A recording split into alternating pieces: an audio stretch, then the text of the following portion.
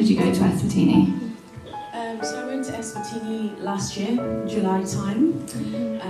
It was a bit cold in Eswatini, and it was the summer in the UK. So I went through Elam Missions through the support of my pastor, Pastor Leslie, and Liz, our admin. I got put in contact with Mandy Campbell from Elam Missions office, who's the team's coordinator, and she put me in contact with Michelle, who also works with the MIT groups. She guided me through the whole process, from picking me up from the airport to going through the border. She was literally holding my hand the whole way.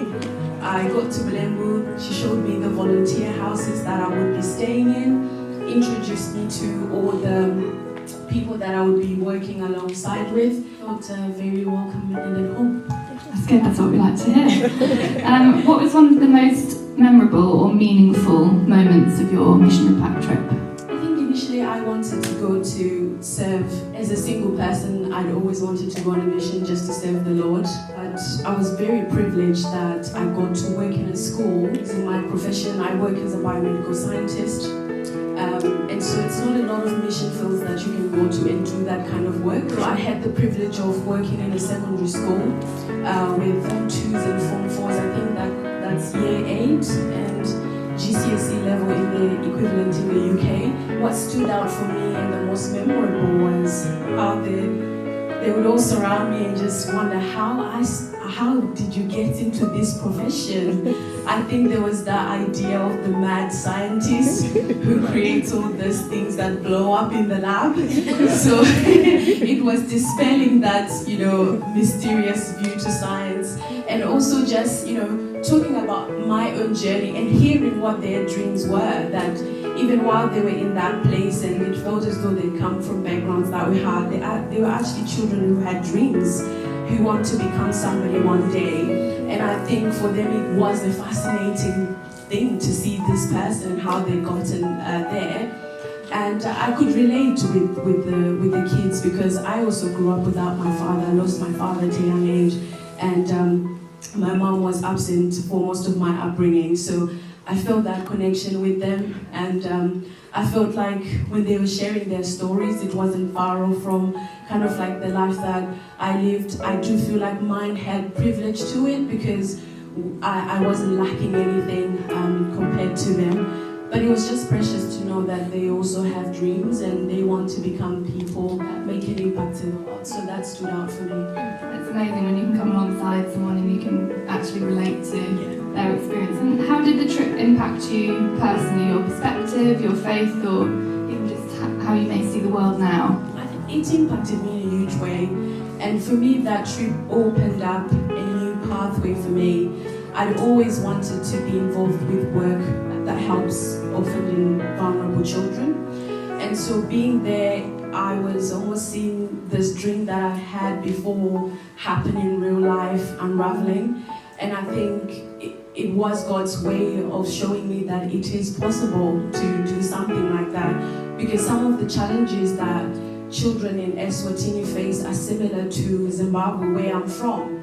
Over 40% of children drop out of school before secondary school. Young girls get given in marriage if they're not able to actually carry on with school. And children who are disabled aren't able to go to school, and the figures are even worse in rural Zimbabwe. And so in my own life, I saw my grandmother growing up helping young and orphan children, and that had always inspired me. So the main impact that it had for me is it started off a journey of thinking, so how do I step into my home country and actually start working?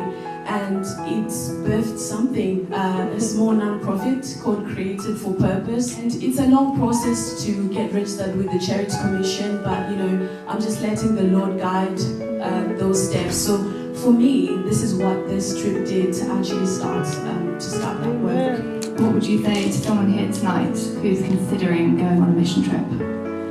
I would say just do it, but the best way to serve is to serve. I think you can do that in many ways. If you're not able to go on a mission trip, you can help financially, you can help with prayer. There are many ways that you can support. But I would say for me, with Challenge Ministries, the thing that stood out is there was support along the way. You're not just going somewhere where you're just wandering aimlessly on your own. You don't know the people. They guide you literally throughout the whole way.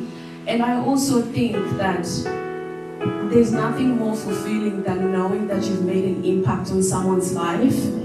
And it's more blessed to give than to receive, you know. And so I believe that in whatever way you can help. I had an amazing experience. The country is a beautiful country. The people are beautiful. And the other thing that stood out, it's a faith-based community.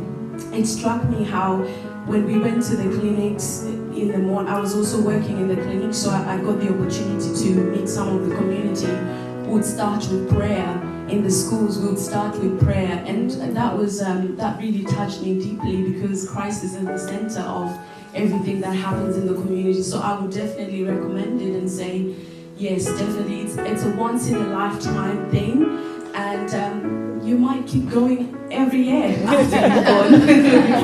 It is rewarding. Yeah, amazing. Thank you so much.